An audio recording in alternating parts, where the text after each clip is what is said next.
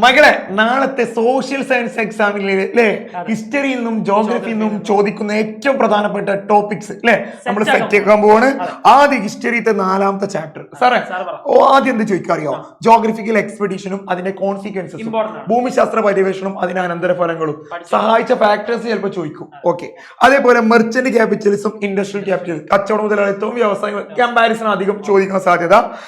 മൂന്നാമത്തെ എന്താ വെച്ചാൽ വ്യാവസായിക വിപ്ലവം, ഇൻഡസ്ട്രിയൽ റവല്യൂഷൻ, അതിന്റെ മെറിറ്റും ഡിമെറിറ്റ് ഒക്കെ പഠിച്ചിട്ട് എന്ത് ചെയ്യണം? പോകണം. ഇതേപോലെ തന്നെ വേൾഡ് വാർ 1 അല്ലെങ്കിൽ 2, അതായത് എസ് എ ക്വസ്റ്റ്യൻ ആയിട്ട് ഇമ്പോർട്ടന്റ് ആയിട്ട് എന്റെ മക്കൾക്ക് പ്രെഡിക്റ്റ് ചെയ്യാൻ പറ്റുന്നതാണ്. 1ാം ലോക യുദ്ധമോ 2ാം ലോക യുദ്ധമോ, അപ്പൊ അത് രണ്ടും പഠിച്ചിട്ട് പോകണം. ഈ ജോഗ്രഫിയിൽ നിന്നിലെ ഏറ്റവും കൂടുതൽ ഒരു കമ്പാരിസൺ ആണ്. ഏറ്റവും ഉണ്ടാകുന്ന ഒരു കാര്യം എന്ന് പറഞ്ഞാൽ കമ്പാരിസൺ ആയിരിക്കും. മക്കൾ പഠിച്ചു പോവുക. ഇക്വറ്റോറിയൽ ക്ലൈമാറ്റിക് റീജിയനും അതുപോലെ ടണ്ട്ര റീജിയനും തമ്മിലുള്ള കമ്പാരിസൺ ഉറപ്പായിട്ടും ചോദിക്കും. അവിടെ തന്നെ വെജിറ്റേഷൻ, ക്ലൈമറ്റ്, അതുപോലെ തന്നെ ഹ്യൂമൻ ലൈഫ്, മനുഷ്യ ജീവിതം, ഇതിനെ കുറിച്ച് ഉറപ്പായിട്ട് നിങ്ങൾ നോക്കിയിരിക്കണം. ഇമ്പോർട്ടന്റ് ആയിട്ടുള്ള കാര്യമാണ്.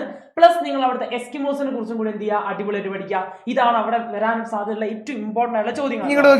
ഈ രണ്ടില് കമ്പാരിസൺ ചോദിച്ചില്ലെങ്കിൽ ഇൻഡയറക്റ്റ് ആയിട്ടും ചോദിക്കും. അതായത് ഇതിൽ ഏതെങ്കിലും ഒരു സൂചന വന്നിട്ട് ഇത് ഏതാണ് റീജിയൻ, ഇതിനെ കുറിച്ച് എഴുതാൻ വേണ്ടി പറയും. രണ്ടാല് പഠിച്ചാൽ എന്ത് ചെയ്യും? ഒന്നിലേക്ക് കമ്പാരിസൺ വരും, അല്ലെങ്കിൽ ഏതെങ്കിലും ഒന്ന് എന്ത് ചെയ്യാൻ പറ്റും? എന്തിന് എഴുതാൻ പറ്റും? ഇതോടെ ഹിസ്റ്ററിയിലെ ചാപ്റ്റർ 5 വളരെ പ്രധാനപ്പെട്ട 3 കാര്യങ്ങൾ മാത്രം എന്റെ മക്കൾ പഠിച്ചാൽ മതി.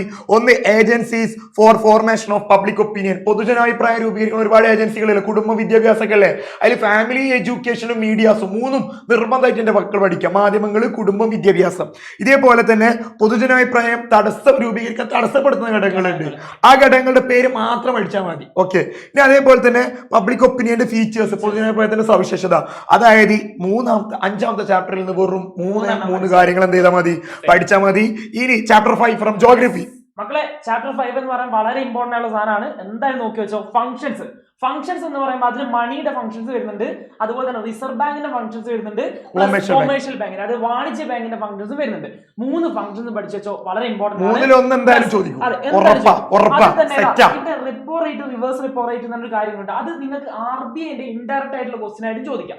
ഓക്കെ, അപ്പൊ അവിടെ നിങ്ങൾ ഡയറക്റ്റ് ആയിട്ടുള്ള ക്വസ്റ്റ്യൻ മാത്രം നിങ്ങൾ കരുതി പോരുത്, ഉറപ്പായിട്ടും ഇൻഡയറക്റ്റ് ആയിട്ടുള്ള ക്വസ്റ്റ്യൻ ചോദിക്കും. മക്കളെ റിപ്പോ റേറ്റും റിവേഴ്സ് റിപ്പോ റേറ്റും ചോദിക്കുകയാണെങ്കിൽ മനസ്സിൽ കരുതിക്കോ, എക്സാം എന്തായിരിക്കും? സിമ്പിൾ ആയിരിക്കും. ഇനി റിപ്പോ റേറ്റും റിപ്പോ റേറ്റും വന്നിട്ടില്ലെങ്കിലോ എക്സാം ടഫ് ആയിരിക്കും, ഉറപ്പാണ്. ഇനി ടെക്നോളജി ആൻഡ് ബാങ്ക്, അതായത് ബാങ്കും ടെക്നോളജി തമ്മിൽ എങ്ങനെയാണ് ബന്ധപ്പെട്ടിരിക്കുന്ന ചോദ്യം ഇമ്പോർട്ടന്റ് ആണ്. അതുപോലെ തന്നെ ഫിനാൻഷ്യൽ ഇൻക്ലൂഷൻ നമ്മുടെ ചാപ്റ്ററിന്റെ ലാസ്റ്റ് ഭാഗത്ത് വരുന്ന ഒരു പാർട്ടാണ്. അതും ഉറപ്പായിട്ടും എല്ലാം പഠിച്ചു വെക്കുക. പിന്നെ ഉള്ളതാണ് അക്കൗണ്ട് ടൈപ്സ്, അതായത് സേവിംഗ് അക്കൗണ്ട്, കറണ്ട് അക്കൗണ്ട് പോലുള്ള കുറച്ച് അക്കൗണ്ടുകളെ കുറിച്ച്, ഫിക്സഡ് അക്കൗണ്ട്, അങ്ങനെയുള്ള കുറച്ച് അക്കൗണ്ടുകളെ കുറിച്ച് നമ്മൾ എന്ത് ചെയ്യുന്നുണ്ട്? പഠിക്കുന്നുണ്ട്. അതും മക്കൾ എന്ത് ചെയ്യണം? കറക്റ്റ് ആയിട്ട് പഠിച്ചു. മക്കളെ 6ാമത്തെ ചാപ്റ്ററിന്റെ ഇമ്പോർട്ടന്റ് കാര്യങ്ങൾ സാറ് കണ്ടന്റ് ചെയ്തിട്ടുണ്ട്. എന്നാലും കാര്യങ്ങൾ എന്ത് ചെയ്യാം? സാർ ഓരോന്ന് പറഞ്ഞുതരാം. ഒന്ന്, ഗാന്ധിയുടെ ആദ്യകാല സമരങ്ങൾ, ചമ്പാരൻ, അഹമ്മദാബാദ് കേസ്, അത് പഠിക്കുക.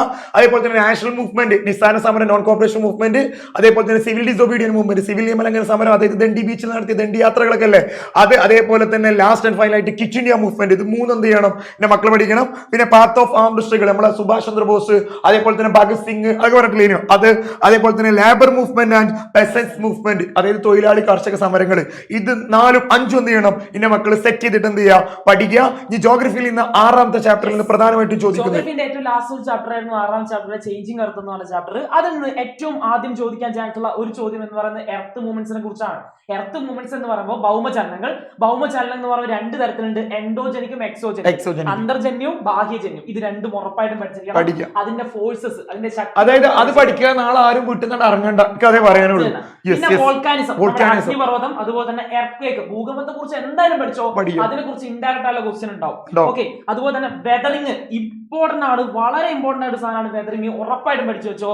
ഏറ്റവും ലാസ്റ്റ് ആയിട്ട് ഉരുൾപൊട്ടൽ എന്ന് പറഞ്ഞ സാധനത്തിന് ചിലപ്പോൾ എസ്എ ക്വസ്റ്റ്യൻ ചോദിക്കാൻ ചാൻസ്. ഉരുൾപൊട്ടൽ അതായത് എന്താണ് മാസ് വേസ്റ്റിംഗ്, അതായത് ഭൂദ്രവ്യ ശോഷണം എന്താണ്, അതെങ്ങനെയാണ് കേരളവുമായി ബന്ധപ്പെട്ട് കിടക്കുന്നത്, കേരളത്തിൽ അത് എന്ത് സാധ്യതയാണുള്ളത്, അല്ലെങ്കിൽ എങ്ങനെയാണ് കേരളത്തിൽ അത് ബാധിക്കുന്ന കാര്യങ്ങളെല്ലാം എസ്എ ക്വസ്റ്റ്യൻ ചോദിക്കും നിർബന്ധമായിട്ടും.